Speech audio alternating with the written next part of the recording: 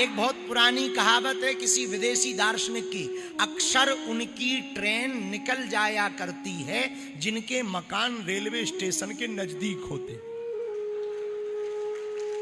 अक्सर उनकी ट्रेन निकल जाया करती जिनके मकान रेलवे स्टेशन के। पूछो क्यों? क्योंकि उनके दिमाग में ये चलता यही तो है, वही चक्कर में बोक गई।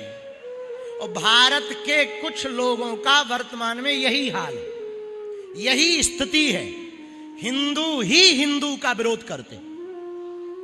आप देखना, मुसलमान कभी भी अपने धर्म गुरुओं का विरोध नहीं करेगा, अपने धर्म का विरोध नहीं करेगा, लेकिन सनातन धर्म एक ऐसा है, इसमें कुछ विचित्र व्यक्ति, कुंठित मानसिकता के, छोटी सोच के ऐसे व्यक्ति हैं जो अपने ही धर्म गुरुओं का मजाक बनाता, अपने ही महात्माओं का मजाक बनाता, अपने ही संतों पर आक्षेप करता, और इसी कारण से सनातन का, हिंदुओं का मजाक बनता।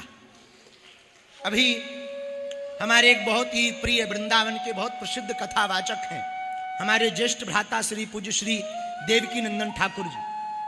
उनके सुपुत्र हमारा भतीजा देवांश, उनके सुपुत्र कथा कहना उन्होंने शुरू की।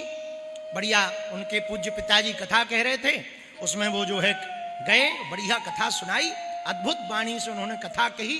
कई लोगों ने देश भर में उस छोटे से बच्चे को ट्रोलिंग शुरू कर दी, तरह तरह की बातें शुरू कर दी, मीम्स बनाना शुरू कर दिए कि देखो ये धंधा, देखो बच्चे को सेट कर दिया। अरे भाई, ये वाली बातें जो तुम संतों पर कहते, कथावाचकों पर कहते, कभी नेताओं पर नहीं कही। नेता भी तो अपने बच्चों को सेट करते हैं, बॉलीवुड वाले भी तो अपने बच्चे को सेट करते हैं। और डॉक्टर का बेटा डॉक्टर बने तो क्या गुनाह है, पुलिस वाले का बेटा पुलिस वाला बनता है, क्या गुनाह होता, किसान का बेटा किसान बनता है तो क्या गुनाह होता। वैसे ही कथावाचक का बेटा यदि कथावाचक बन जाए तो क्या अपराध।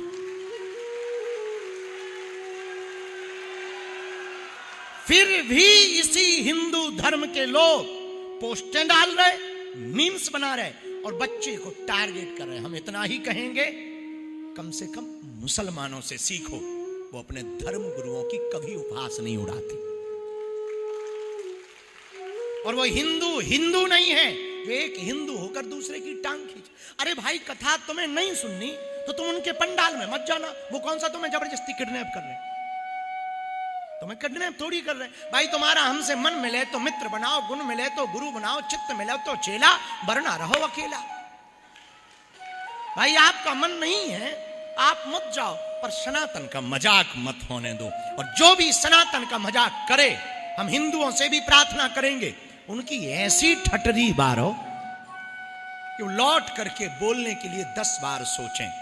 लेकिन अभिव्यक्ति की आजादी है, स्वतंत्रता है, कोई कुछ भी कह देता, पर हम हिंदुओं से आवाहन करेंगे, अब बहुत हो गया हमारे मंदिरों पर, मठों पर, महंतों पर लगातार आक्षेप करना, लगातार तरह तरह की टिप्पणियां करना। अब हम लोगों को सजग होना होगा, अपना मजाक हम खुद नहीं बनाएंगे।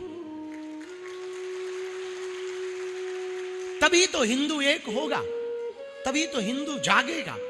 हम एक दूसरे की समाज को ही भला बुरा कहते रहते, एक दूसरे को ही भला बुरा कहते रहते।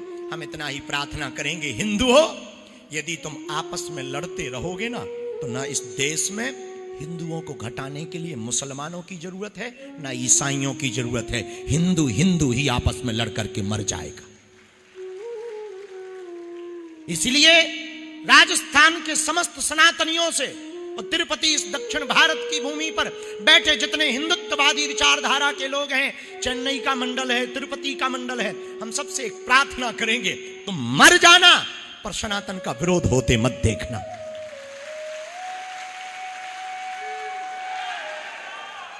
और वैसे भी राजस्थान की वीरों की भूमि है, उस भूमि से आए हो जहां महाराणा प्रताप की खड़ग ने नाकों चनों चबा दिए दुश्मनों को, उस भूमि से आप आए हो, वीर प्रसूता भूमि से आए हो। हमारी प्रार्थना है, जैसे एकजुट रह करके मारवाड़ी समाज, जैन समाज रहता है, एक बात और हो, आपस में समाजों का टकराव बंद हो जाए, मंडलों का टकराव बंद हो जाए, सेवादारों का टकराव बंद हो जाए, महंतों का टकराव बंद हो जाए, हिंदू एक हो जाएगा तो भारत हिंदू राष्ट्र हो जाएगा।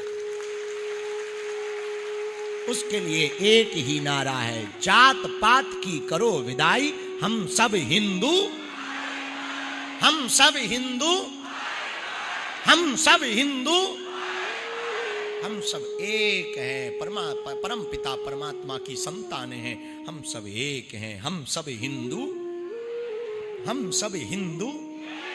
और एकता में ही ताकत है।